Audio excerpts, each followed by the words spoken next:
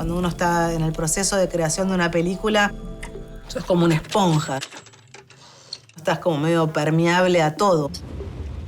A lo que ves en la calle, una fotografía, un sonido, una música, a una película. Las cosas que más disfruto es construir con los actores. Y creo un poco que también es un acto de entrega y una cuestión de fe.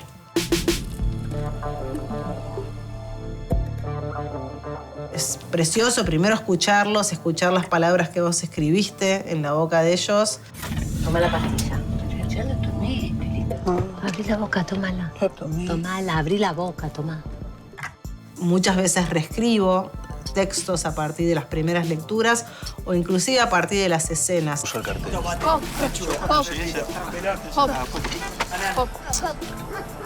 Chicos.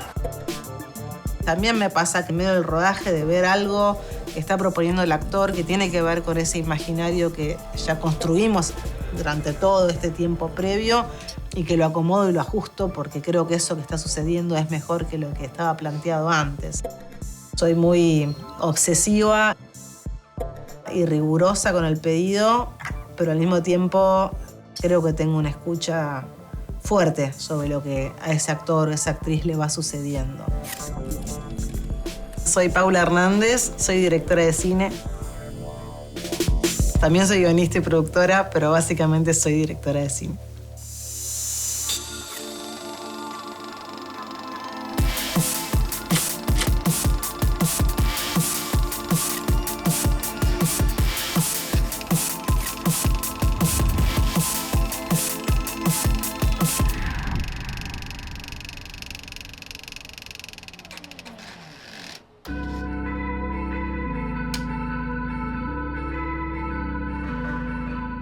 El mundo de los actores, no sé, quizás es porque soy una actriz frustrada.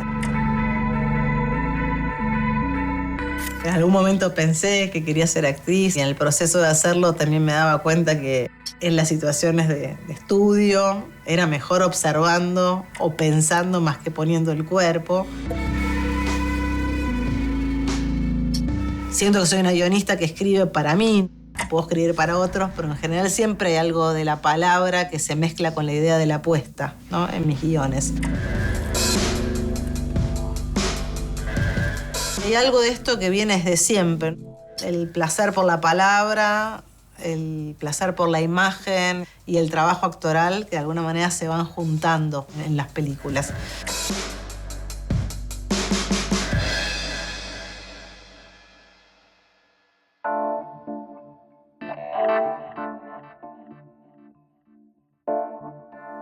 Soy Valeria Lois, soy actriz. Vengo a hablar de Paula como directora porque desde Un Amor en adelante estuve presente en todos sus rodajes.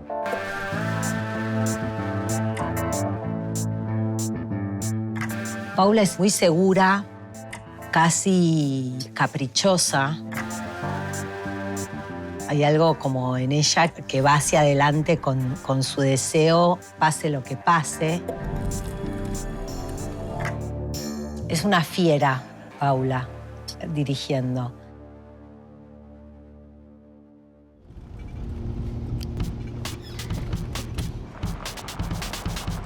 Estela encendido en el aire, Estela.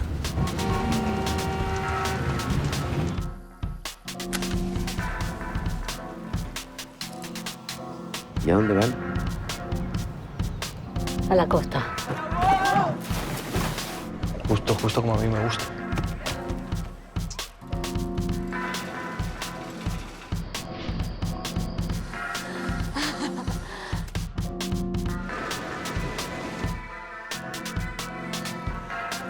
Lenny. ¿Hay que ir ya? No, 5 minutos. Para ustedes. Solo una noche.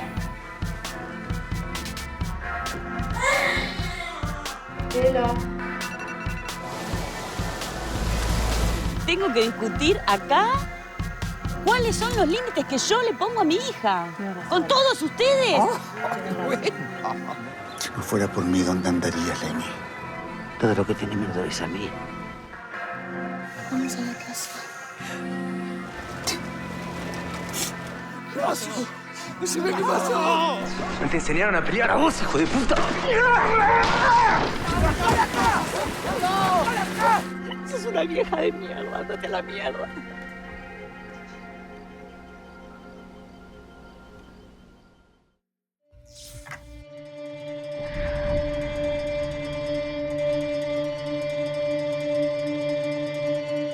Yo creo que la idea de cineasta empezó más grande, no sé si en la infancia, pero sí creo que tenía como algún interés particular por las cosas artísticas, ¿no? Siempre, así como mi hermano hacía deporte, yo era la que iba a la danza. Me gustaba el taller de plástica, iba de chica a talleres de expresión de distintas cosas que iban cambiando. Creo que no había mucha claridad, pero que la exploración tenía que ver con eso. También tenía que ver con la observación. Era alguien que me gustaba observar. Eso fue algo que sí puedo trazarlo a lo largo de toda la vida. Y que quizás eso se fue haciendo un poco más claro después en la adolescencia. Con más claridad elegir, no sé, ir al Instituto Vocacional de Arte mientras hacía la escuela secundaria, o ir al taller de Agustina Leso a estudiar teatro, o sacaba fotografías. Me gustaba escribir. Creo que la adolescencia fue un momento muy claro en ese sentido, pero todavía faltaba para entender que quería trabajar en cine o dedicarme a estudiar cine. Eso realmente vino después.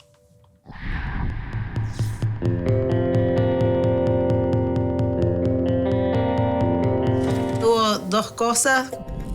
Una tuvo que ver, yo iba al Instituto Vocacional de Arte, tenía, no sé, 15, 16 años. Había una materia que era cine, que filmábamos en Super 8, y me acuerdo que inventamos un corto que sucedía gran parte en un subte, y ese personaje se quedaba dormido, se despertaba como sobresaltado y directamente quedaba en un medio de un bosque. Y ahí me acuerdo que mientras filmaba yo no tenía tanta idea de lo que implicaba editar, pero cuando lo vi editado fue como algo medio revelador. Entender cómo se podían unir planos y espacios distintos. Y la otra creo que fue, mi mamá me llevó a ver Al Cosmos, Un verano con Mónica, la película de Bergman, y también fue como la revelación de, pero el cine también puede ser otra cosa, no las películas que yo veía de chica, sino que, no sé si me gustó o no me gustó, pero me impactó la posibilidad de narrar de una forma distinta.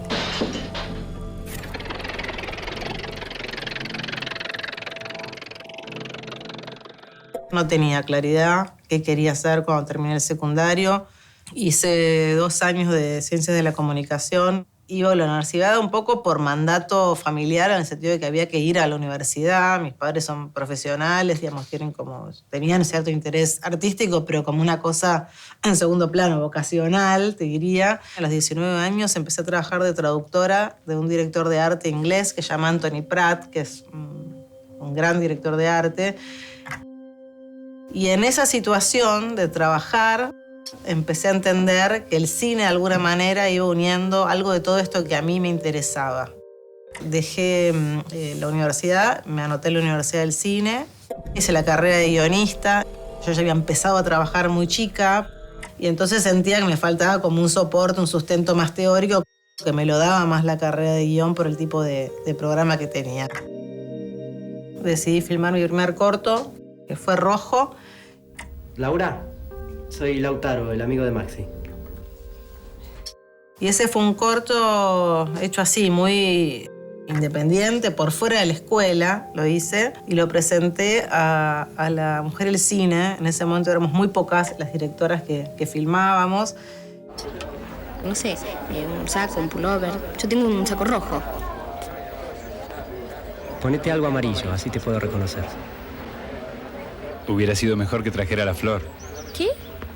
No, que parece que el rojo está de moda. Ah, sí. ¿Vamos? Así como casi como un milagro gané el premio de la Mujer y el Cine. A partir de ahí pude hacer mi segundo corto. Buenas tardes. Bueno. ¿Usted me podría permitir el teléfono? ¿Por?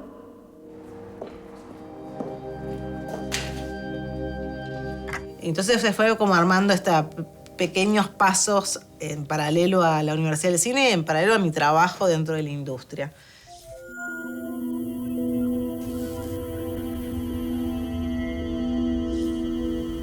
Se me une con algo medio cabeza dura, a veces que tengo, de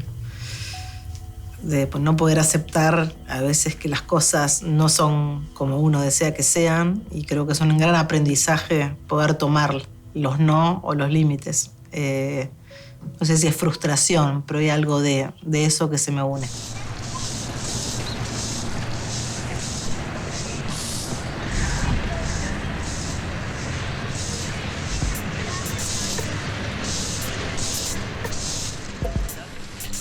El corto para mí es un género maravilloso que te permite concentrar. Doña, ¿no tendría un poquito de crema o aceite de oliva mejor? No se enoja, linda. No. Pero me parece que en un momento tuve la necesidad de ir hacia un lugar más amplio, con otra expansión de lo que quería contar, y ahí escribí el primer guión que escribí, que fue Herencia. Hubo dos cosas que fueron, te diría, como los disparadores del guión de Herencia. Me gustan mucho los bares y los lugares donde vos te puedes sentar y trabajar o leer y al mismo tiempo observar y tener como un lugar casi de pertenencia. La muerte de mi abuela, que era un personaje importante en mi vida, a la cual extrañaba mucho.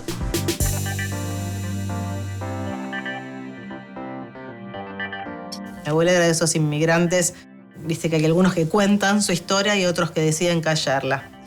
Y mi abuela era la que había callado.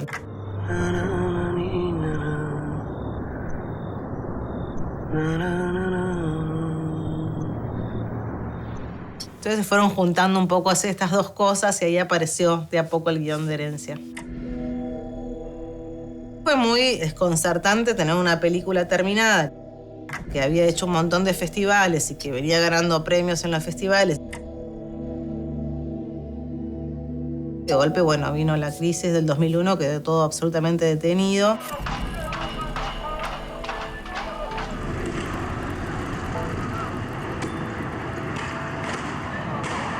Y cuando con mi productor decidimos encarar, y de todas formas, el lanzamiento, varios meses después, empezamos a pensar cuál era la estrategia de poder poner esa película en los cines.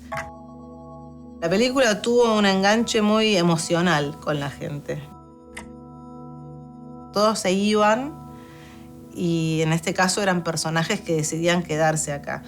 Y esa misma situación hizo que para la gente hubiera un lugar de comunión con lo que le pasaba a estos personajes. Y fue como un pequeño gran éxito. Pero después, cuando lo miro retrospectivamente, hoy por hoy, haciendo El viento que arrasa y voy hacia atrás, digo, la verdad que no hubo casi una película de las que hice que no estuvo atravesada por el contexto social y político, económico de nuestro país. Todas.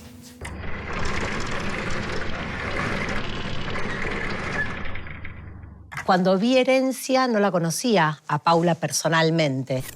Yo digo, ¿ese tipo se piensa quedar ahí, instalado? Ya se le va a pasar y se va a ir. Sí, que se vaya porque yo le mando a la policía. Porque lo único que nos faltaba, un extranjero y además terco. ¿De quién hablas? Y me pareció una peli hermosa, donde se armaba un relato donde uno podía ver actuación. Como una actuación más honesta, más con lo simple, con lo a tierra, con la mirada, con una actriz como Rita que no tenía nada hecho en la cara. Como que yo dije, yo quiero conocer a esta directora.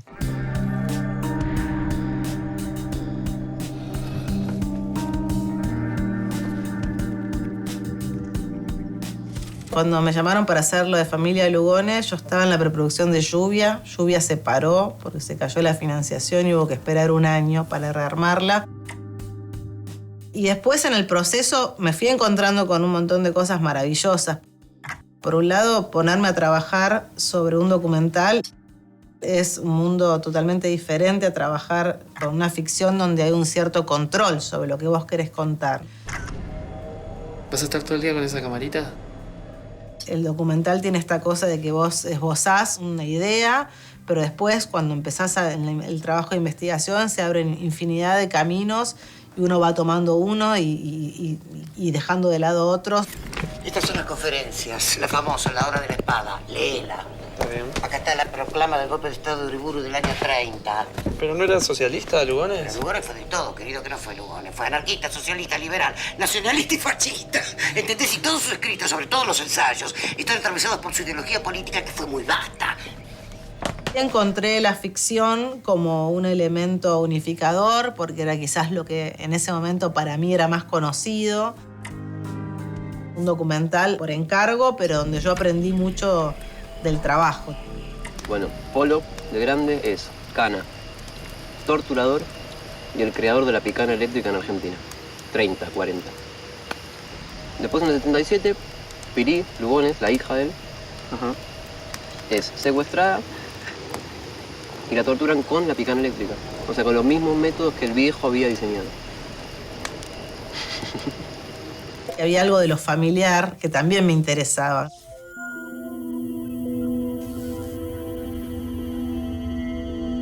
Simboliza todo, digo, el amor, el problema, la contradicción, la carga, el mandato, la entrega, el resignar, una felicidad absoluta.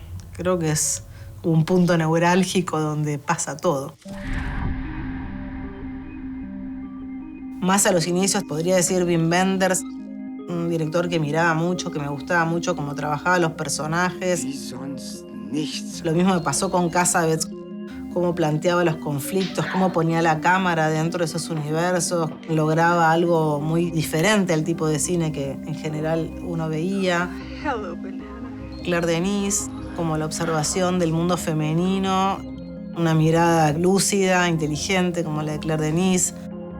Andrea Arnold también es una directora que me gusta mucho lo que hace. Tuve un momento de fascinación total con Haneke, cómo contar la oscuridad de los distintos mundos. Kiarostami, como en otro registro muy diferente a lo que hago yo. Puedo pensar estos directores, directoras que fueron como mojones en algunos momentos. Creo que los une la manera en la que construyen los personajes.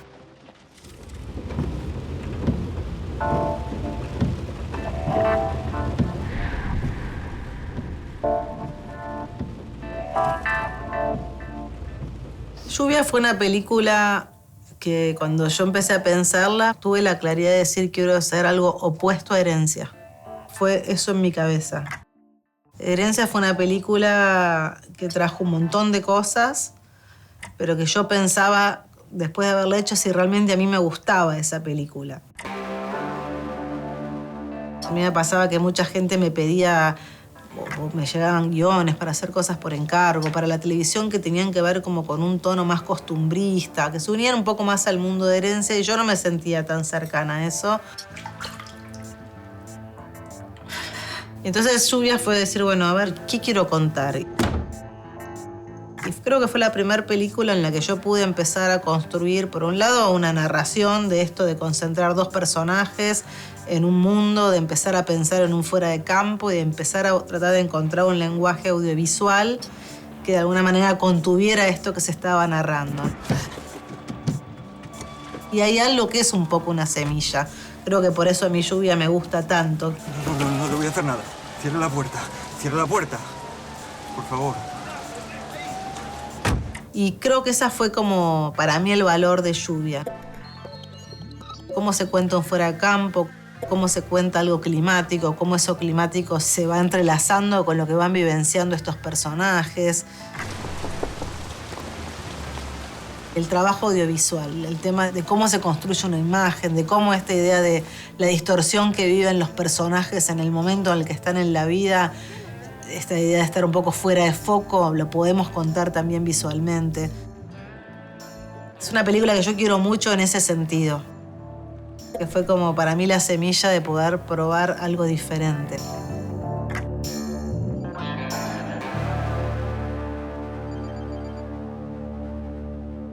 Lo biográfico tuvo que ver con mi primer separación de un matrimonio largo. Si te quieres separar, estás en todo tu derecho, pero puedes hacértelo más fácil. Yo me fui de ese hogar y fue durante un tiempo en el que estuve sin casa propia, en casas prestadas, medio deambulando, yendo de un lado al otro varios meses. Y lo que sentía como lugar de pertenencia era mi auto. Como darme cuenta que mi auto empezaba a tener una vida. Pasaba tiempo en el auto, leyendo, comiendo, hablando por teléfono, pensando cosas, deambulando por la ciudad. Y me parece que el auto te permite esta cosa de, bueno, puedes ir hacia un lugar con una dirección, pero también puede ser un transitar.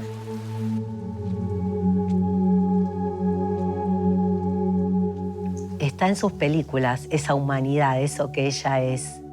Por eso es tan particular.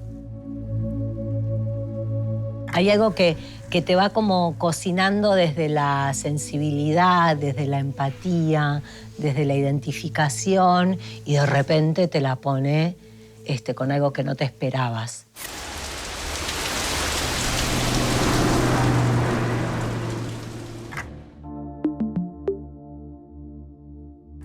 Fue una película difícil de armar, se filmó, creo que fueron 6-7 semanas. Por un lado, una cosa de mucha intimidad que había que cuidar, pero cuando vos salías de ese auto era un set complejísimo, lleno de camiones, de cisternas, de mangueras, de utileros empañando vidrios. Cuando armamos, por ejemplo, la escena del embotellamiento, teníamos muy pocas horas reales para rodar. Me acuerdo que se cortaba el túnel a las 10 de la noche, había que armar el set, que se tardaba 2 o 3 horas. Y después podíamos filmar, ponerle desde la 1 de la mañana hasta las 6 de la mañana, que había que volver a liberar el túnel. Y todos los días era un armado y desarme de esta situación. Además era una película que se filmó en invierno, con muchísimo frío, de noche. Así que fue una película dura físicamente. Más que nada para Valeria y para Ernesto, que estaban con el cuerpo ahí permanentemente abajo del agua.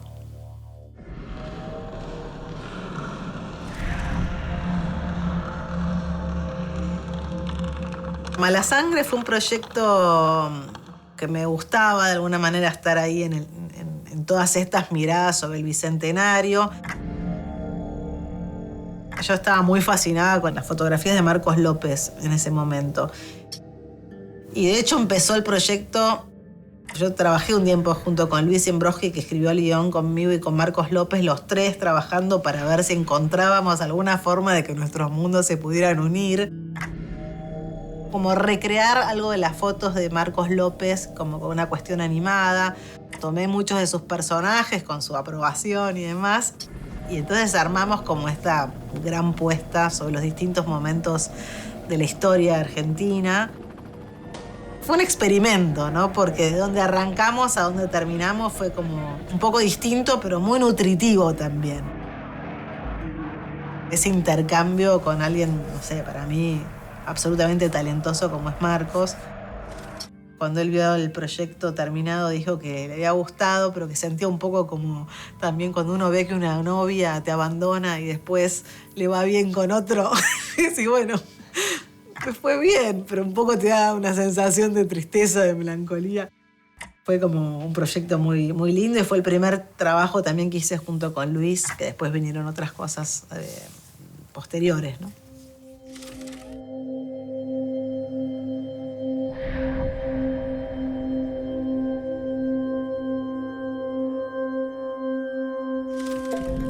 Mientras estaba viajando por festivales, leí El cuento de Vicio y me encantó. Yo justo estaba escribiendo una historia sobre 3 personajes, un triángulo. Sentí que había algo de ese material que dialogaba con lo que yo tenía en la cabeza. Mi primer trabajo con Leonel D'Agostino. Empezamos a pensar cómo adaptarla al cine. El cuento de Sergio cuenta muchas etapas de la vida de los personajes y yo decidí quedarme con el momento del encuentro, digamos, y con la adultez. Y fue un trabajo interesante porque hubo que unir estos actores de edades distintas que tenían que conformar un solo personaje. Fue eso, ir encontrando los personajes en los ensayos, ir juntando a los jóvenes con los adultos para ir encontrando cuestiones físicas, mohines, silencios, formas de mirar, ¿no? Ir viendo cómo vas ensamblando esos mundos. En sus primeras películas ella se dedica más a observar a las personas. ¿Con quién habla? Con Lalo. De Victoria, ¿te acordás que te dije? A los individuos. En herencia, en lluvia, en amor. El proceso de cada uno. En un amor hay algo del pasado y el presente y gente que vuelve a encontrarse. Y que después de los sonámbulos, en las siamesas, en el viento que arrasa, hay algo más vincular, hay algo más de cómo funciona uno en un sistema que lo abarca, de cómo se ve ese sistema desde afuera. Y con una mirada, con una forma, con una espesura muy particular, delicado y cruel a la vez. El encuentro de estos dos personajes a lo largo del tiempo, digamos, tiene como un valor en el pasado y el reencuentro del presente también, y hay una escena de sexo. Pero me doy cuenta que a veces es mucho más íntimo algo tan contenido como un beso. Es un momento de mucha intimidad y de mucha mirada y de mucho silencio. Esas situaciones que estás medio metido mirándolo y que te da un poco como de que estás mirando algo que no deberías estar mirando, ¿no?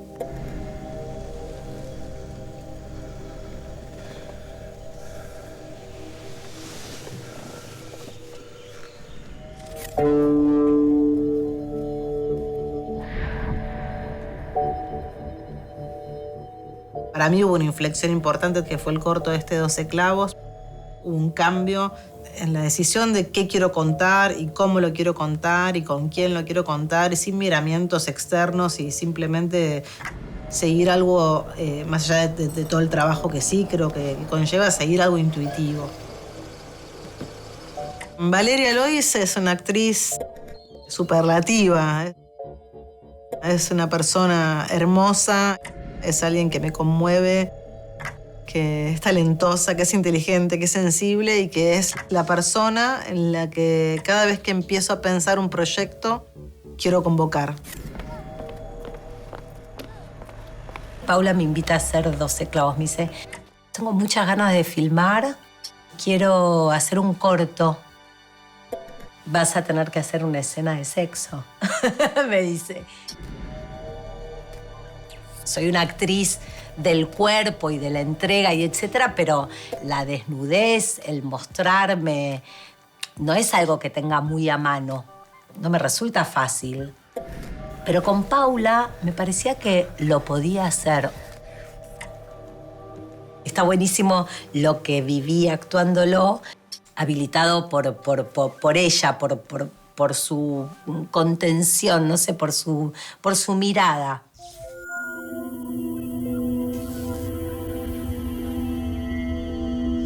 El cine te permite ver tu otro lado. Creo que es una frase preciosa de los Dardenne que tiene que ver con ese acto colectivo que ocurre en un cine, ¿no? En medio de algo oscuro, donde somos muchas personas mirando una pantalla y al mismo tiempo muy conectados con la propia intimidad, con la propia sensibilidad, y donde muchas veces, sin esperarlo, lo que sucede en la pantalla te produce un efecto nuevo, insospechado, que te conecta con algo que quizás no tenías tan consciente.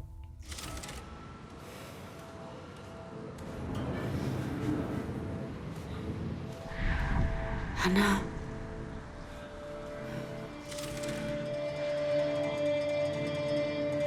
En el medio del proceso de escritura de Los Sonámbulos, me cae esa frase de Fabián Casas: todo lo que se pudre forma una familia. Me pareció muy a medida de lo que yo estaba tratando de construir. Los Sonámbulos habla sobre pequeñas microviolencias familiares. ¿Dónde me siento a vos? Allá. Yo me siento acá.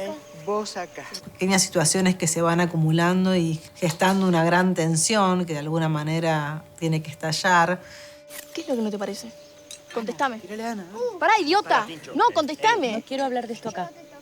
Bueno, Anita, ¿qué vas a hacer? Los padres a veces se equivocan, ¿eh? No te metas, mamá. La idea del sonambulismo fue la primera imagen que me apareció de la película. Una madre buscando una hija que no está en su cuarto y encuentra a esta hija sonámbula deambulando por la casa. Cuando yo empecé a escribir esto, mi hija era muy chica. Me acuerdo de una situación muy puntual, que creo que fue el disparador en realidad, que fue cuando uno duerme como con los oídos muy abiertos. Pero una noche dormí y cuando me desperté mi hija estaba toda vomitada. Me dio pánico la situación, como no entendí si es que yo no había escuchado o que ella no me había llamado, qué había pasado con esa desconexión entre nosotras dos. Ese temor que te empieza a aparecer con la maternidad, un amor inexplicable y al mismo tiempo el verdadero temor. Mi propia maternidad me hizo entrar de una forma mucho más aguda en la observación de esos vínculos, ¿no? De lo amoroso y de lo complicado y de esto que dice Fabián Casas, ¿no? Como esta idea. Los sonámbulos tiene que ver como con eso.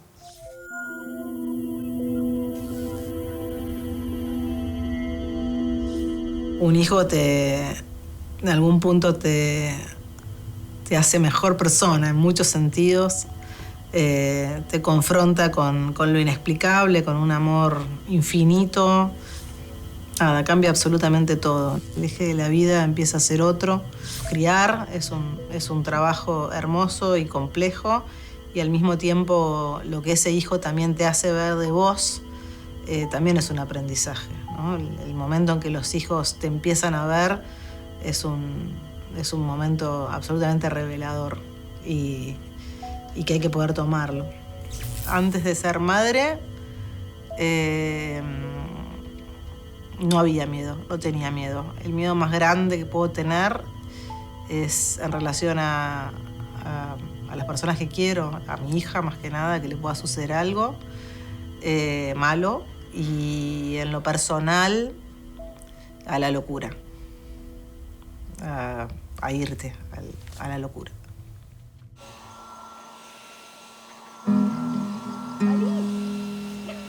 Tráete una silla.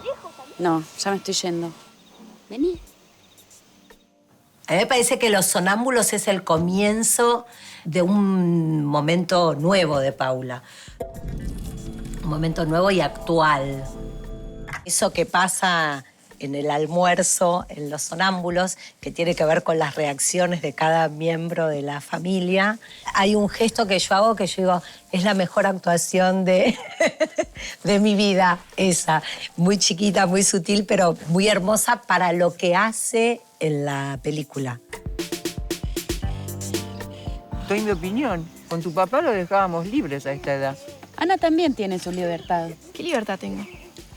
El aporte de un actor en un gesto cuenta algo que después es lo que la gente ve y agradece. Y es tan simple y tan complejo de hacer. Dejate de escarbar todo el tiempo tratando de encontrar la mierda que somos. La película está llena de ideas y de mandatos que están, encarnadas hermosamente en lo que hace Marilú. Luisa, ¿querés un poco de tarta? No, gracias. Y el padecimiento más fuerte está en esa hija que no sabe qué hacer con ese bebé que acaba de llegar a su vida, pero también está en el personaje de Erika con una hija que crece. Traje toallitas, por si necesitas. Ya se me fue. Cómo poder acompañar sin ahogar, pero tampoco desentendiéndote demasiado. Cada uno encuentra su propia forma de maternidad. Siento que se da cuenta de todo.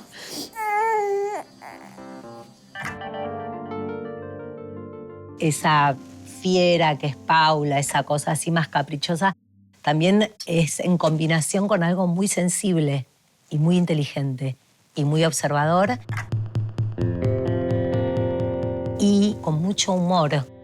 en el sentido de qué es lo que se teje, ¿viste? El humor no es solo reírte, es también verte reflejado en eso, ver a tu familia, ver a tu vieja.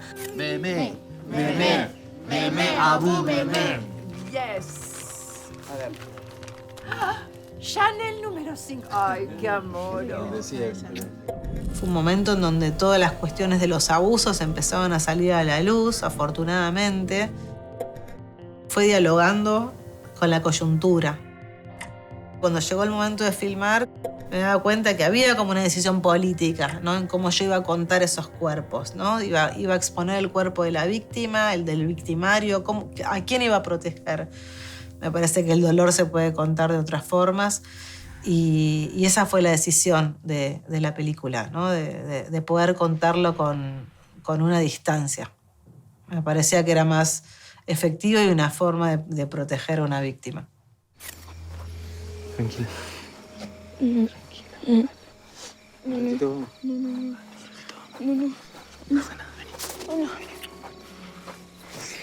Está esa escena final donde todos salimos al predio ese y algunos entendemos más, menos lo que pasó, etcétera, que fue re fuerte hacerla.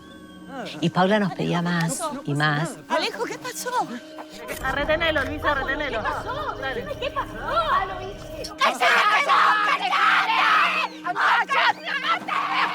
En un momento yo decía, pero ¿de dónde sacamos más? ¿Viste? Como... pero había más, como ella quería más nudo. Mamá, pará. Pará, mamá. ¡Emilio! ¿Qué pasó? Lo que pasa con Paula es eso, que se abre un canal donde ella dice todo lo que piensa de una manera justa, necesaria y muy provechosa. A mí me resulta muy fascinante ver eso.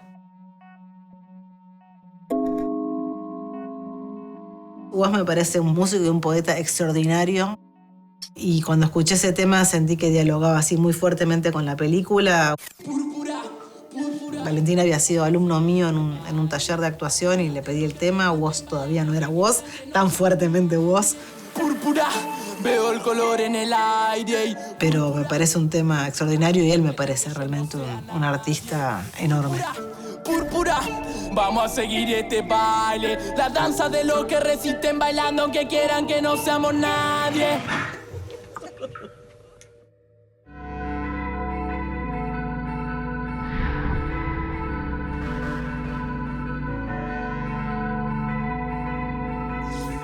Hay un tiempo que hago la primera parte, que es un trabajo sola, que tiene que ver con esta búsqueda audiovisual, te diría, tanto de sonido como de imagen, que tiene que ver con el imaginario que yo tengo cuando escribo un guión, y que después ese trabajo entra en una comunión así muy fuerte con el director de fotografía y también con el director de arte. Con el fotógrafo, digamos, he trabajado a lo largo de la vida básicamente con dos personas mayoritariamente, que son Bill Nieto y Iván Gerasimchuk, que pertenecen también a momentos de mi narración muy diferentes, pero creo que es un lugar de una empatía muy, muy fuerte. Ceder tus ojos y tu mirada a esa persona, que en los dos casos y con decisiones estéticas muy distintas, fueron personas que encontraron en su mirada lo que yo quiero contar. Y eso es hermoso. Yo creo que ella es una gran capitana. Como que está con todos nosotros y al mismo tiempo viendo un poco todo.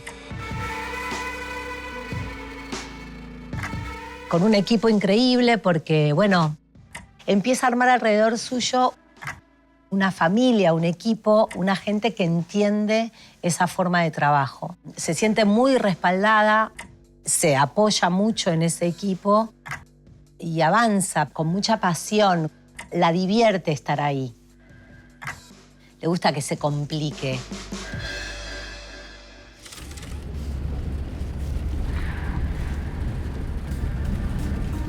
La idea de construir tanto el espacio como a los dos personajes fue ser realmente siamesas, ¿no? Digo, que podía haber unas mínimas diferencias, pero que tuviera que haber realmente una cosa muy, una mímesis entre las dos.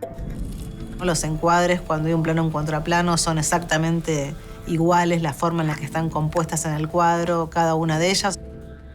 O cuando están juntas en el plano hay una cosa de mucha simetría que realmente se te empieza a romper en el momento en que se descalabra todo en el micro, que la puesta cambia, la puesta es en mano.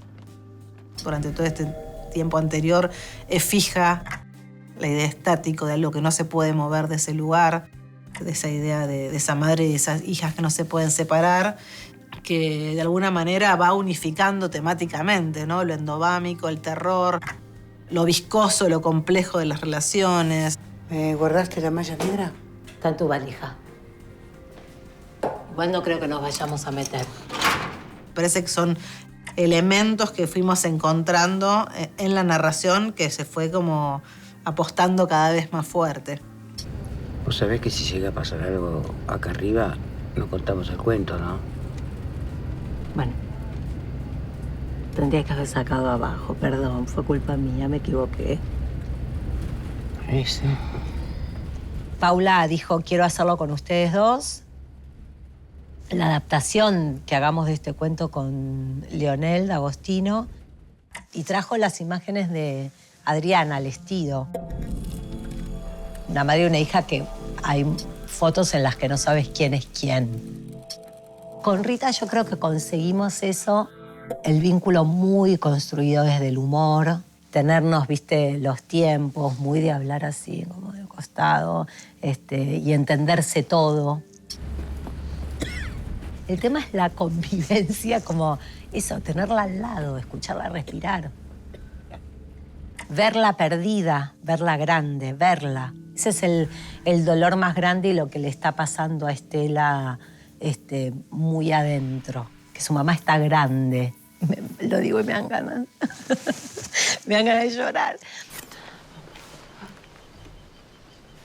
No quiero que te hagan nada. No me van a hacer nada, mamá, tranquila. Shh, mírame.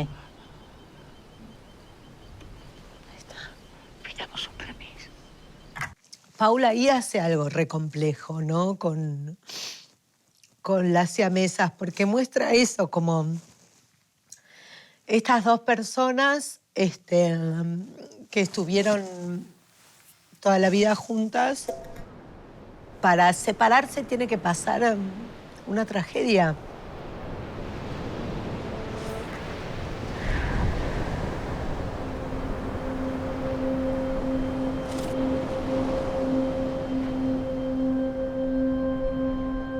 Tengo una gran admiración por los actores y por las actrices. Una especie de admiración, de fascinación y de respeto fuerte por su trabajo. Paula tiene una cosa que es que no se quiere perder nada del actor o la actriz con la que está trabajando. Y eso hace que se ponga en un lugar muy demandante, que lo que pide es lo que ella sabe que puede ver. Tenés que ir ahí, busca eso. Eso me parece que es algo muy interesante a destacar como algo único y preciado que no querés perder como actriz. Están regaladas, ¿entendés? Regaladas. ¿Pero cómo puedo ser tan pelotuda? Pero cortala, te dije, cortala. Mientras trabajo en general en un guión, estoy fotografiando cosas que tienen que ver con lo que imagino de eso que estoy escribiendo. Hay escenas que quizás son escenas que funcionan en el papel, pero cuando las pones hay algo que no funciona. Entonces muchas veces improviso sobre la idea de la escena y vuelvo a escribir la escena después de eso. Se trabaja a partir de eso, cómo hacer que eso sea más natural, cómo poder encontrar un decir que tenga una verdad. Uno trabaja mucho también para poder soltar en el momento del rodaje. Alabado sea Señor. Saludemos al Señor. Alabado sea Señor.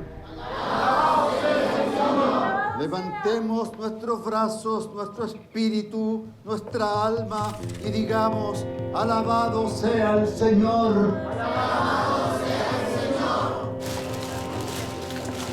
El viento que arrasa, la novela era maravillosa.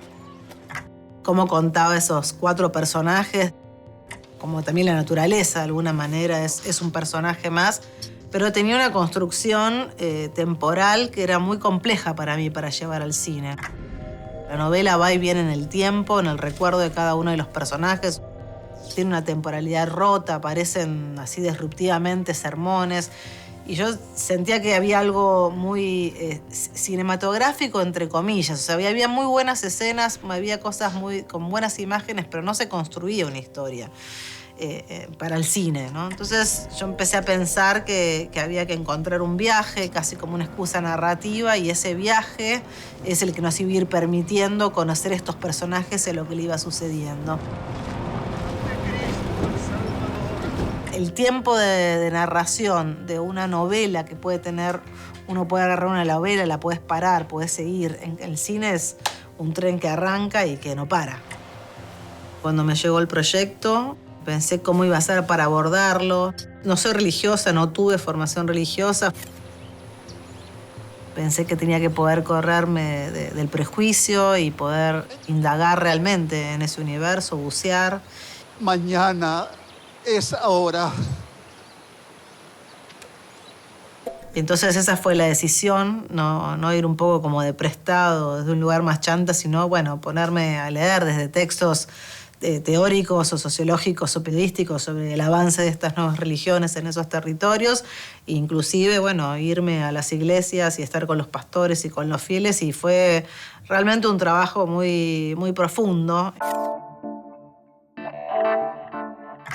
No hay película si no hay Reverendo Pearson, y entonces el Reverendo Pearson tenía que poner su marca fuerte al inicio de la película. Siempre creo que los inicios de las películas son fundamentales para poder entrar en la historia, y en este caso había que poder contar este personaje y a quién mira a este personaje, ¿no? Que se establezca la mirada de la película. ¡Satanás quema, hermanos! ¿Qué quieres decirnos? Maldito, habla. Te escuchaba, habla eso, habla. Habla, ¿qué haces aquí? Yo te ordeno que abandones este cuerpo ahora ya. La película está contada desde la hija, desde Lenny, a diferencia de la novela. Y esa mirada de este hombre haciendo su misión en el mundo y su show me parecía fundamental para arrancar, pero también eso pegado a que ese personaje no era un chanta, que también podía diferenciar entre lo que era una cuestión religiosa o que era una cuestión de salud.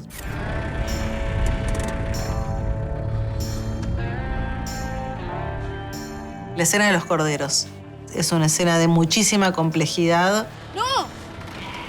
¡No, papá! Dificultades técnicas, emocionales, físicas, climáticas. Tuvimos que filmarla en 6 momentos diferentes.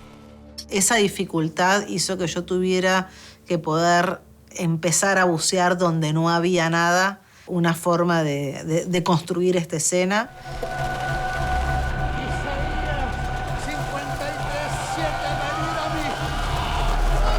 Cuando la veo terminada, te da una sensación de mucha vitalidad, de poder encontrar en medio de la dificultad un universo.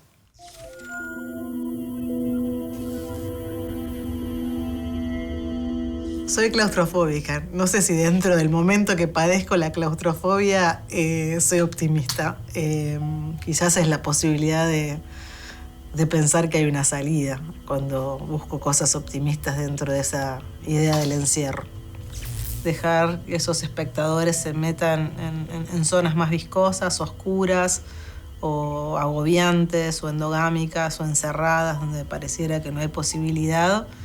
Y en algún momento hay una apertura, y esa apertura tiene que ver con un trabajo que hacen esos personajes, ¿no? Como que la salvación no viene de afuera, sino que tiene que ver con una búsqueda personal.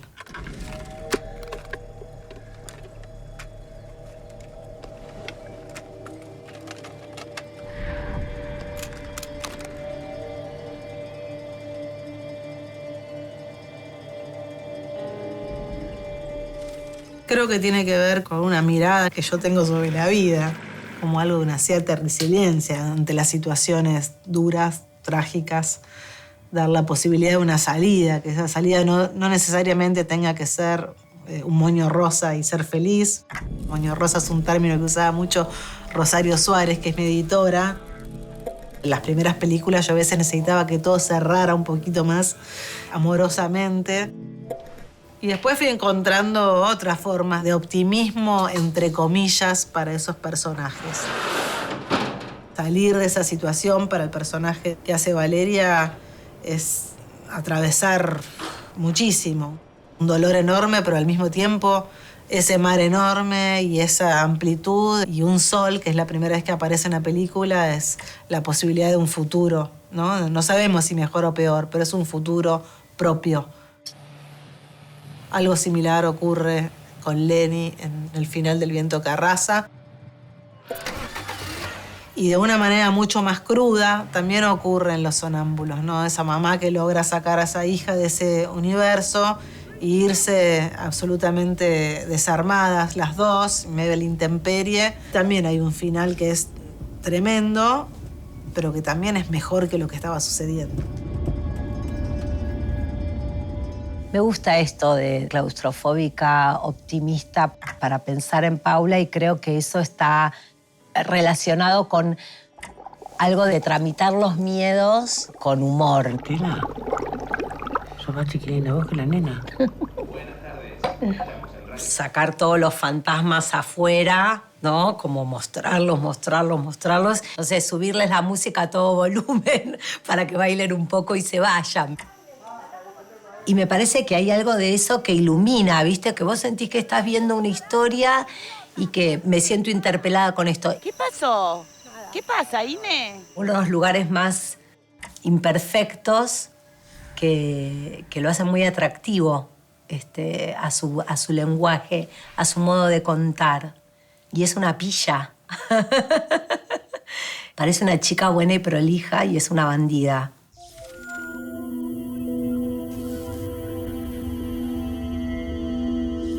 Mi máscara tiene algo que puede parecer formal y al mismo tiempo algo que siempre decía Rita Cortese, que me parecía maravilloso. Yo durante mucho tiempo tuve un aro acá y Rita me miraba y decía, ¿cómo puede ser que esta chica que es tan formal tenga ese aro ahí clavado en la nariz? Ese aro tiene que tener todo un trasfondo. Yo creo que hay algo de eso, ¿no? Como que adentro tengo un revoltijo y una complejidad enorme que puedo disfrazarla muy bien en alguien encantadora y formal.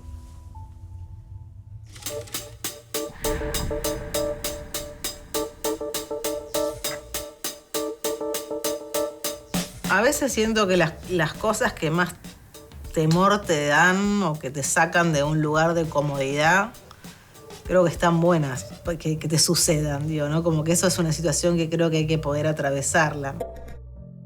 La incertidumbre es inquietante, pero también te puede llevar a lugares novedosos. Porque el cine es eso, es algo absolutamente vivo en algún sentido, ¿no? Uno puede planificar un montón de cosas, pero de golpe, no sé, se puso a llover en mitad de la escena y o levantás todo o te adaptás y filmás. Y eso sí creo que tiene que ver con la madurez, para mí, con el tiempo y con poder reafirmarte en lo que haces y en cómo querés hacerlo.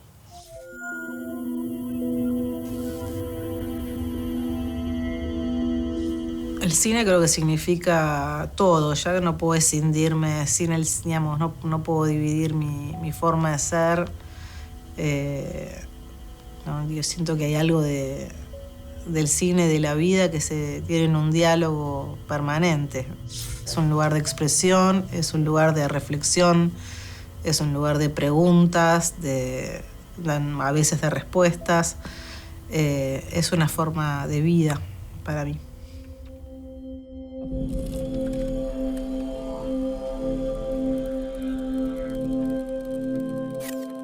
No descansa hasta no conseguir lo que quiere. Lleva vida al trabajo. Los malabares que Paula hace con la tragedia, o con lo triste, o con lo angustiante, hacen a sus películas, la forma en la que los tramita. Las decisiones más intelectuales que ella toma son muy geniales. Y saber cómo las hace, desde dónde las hace, es alguien que está acá nomás. Después, cuando se ven sus películas, se ve todo eso. Me hace admirarla muchísimo.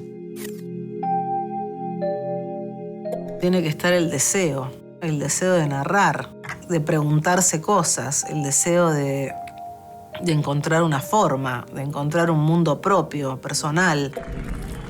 Creo que el deseo es lo que a mí me mueve a hacer cosas. Si no hay deseo, no hay nada, no hay cine, no hay nada. Y después creo que con el deseo solo no alcanza. Vengo de esas generaciones en las que el trabajo tiene un valor fundamental.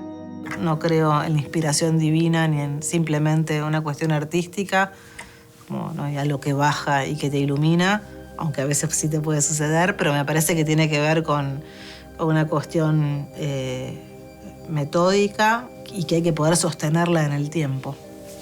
Pero el deseo en primer lugar.